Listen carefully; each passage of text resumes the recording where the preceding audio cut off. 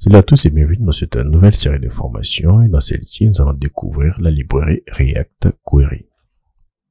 Donc la première question que je peux me poser, c'est qu'est-ce que React Query? Donc c'est quoi React Query? Donc React Query est une bibliothèque de gestion d'état asynchrone qui va nous faciliter la tâche sur des opérations comme la récupération des données, leur mise en cache, la synchronisation de ces données avec le serveur et aussi des opérations de mutation ou de mise à jour de ces données sur le serveur. Donc la première question qu'on peut se poser, pourquoi avoir besoin d'une librairie pour récupérer des données? Pourquoi l'existence de cette librairie-là? Lorsqu'on travaille avec des données stockées sur le serveur, on peut se retrouver face à plusieurs challenges, dont les deux suivants. Premièrement, étant donné que les données sont conservées à distance sur le serveur, donc leurs mises à jour peuvent être faites à notre insu.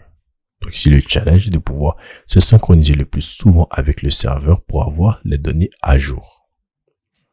Donc le deuxième challenge peut être également lorsqu'on récupère ces données qui sont contenues sur le serveur, on souhaiterait partager ces différentes données-là entre plusieurs composants de notre application sans forcément multiplier le nombre de requêtes faites vers le serveur. Et pour résoudre ces challenges, on se tourne très souvent vers des bibliothèques de gestion d'état traditionnelles. Cependant, ces dernières-là sont très idéales lorsqu'il s'agit de gérer des données côté client, mais deviennent très vite compliquées lorsqu'il s'agit de travailler avec des données asynchrones. Et c'est là que React Query va entrer en jeu. Mais c'est bien de situer le contexte et de dire que React Query entre en jeu, mais qu'est-ce que React Query nous offre de façon concrète? Donc, tout au long de cette formation, nous allons apprendre les différentes fonctionnalités de React Query, dont la possibilité de manipuler très facilement des données asynchrones. On va pas parler de réducteur ou de state global, pas de termes compliqués.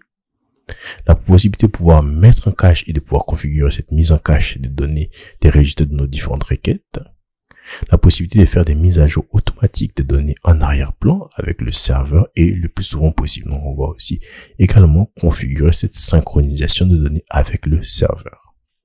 On aura également la possibilité de partager des données entre plusieurs composants sans forcément multiplier le nombre de requêtes faites vers le serveur.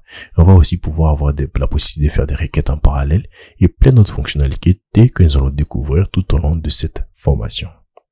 Donc on va d'ores et déjà se retrouver dans la prochaine vidéo. On va commencer à installer notre projet pour l'apprentissage de React Query. Donc on se retrouve dans la prochaine vidéo.